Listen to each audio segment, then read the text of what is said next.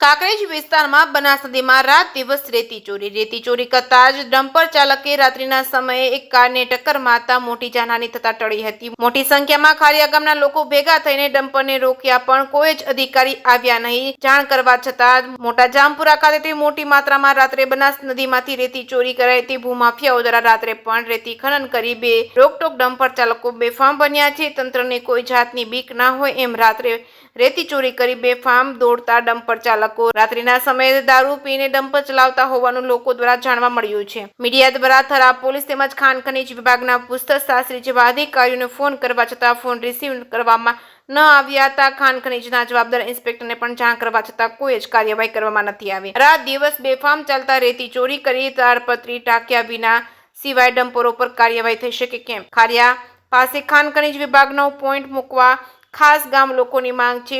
Point નહીં મૂકવામાં આવે અને રેતી ભરી જતા ડમ્પરો સ્કૂલમાં જતા બાળકો કે કોઈ મોટો અકસ્માત કરશે તો જવાબદાર કોણ તે મોટો પ્રશ્ન છે। કે સિંગુ દત્તી સાથે ચહેર સિંહ વાઘેલા, કાંકરેજ।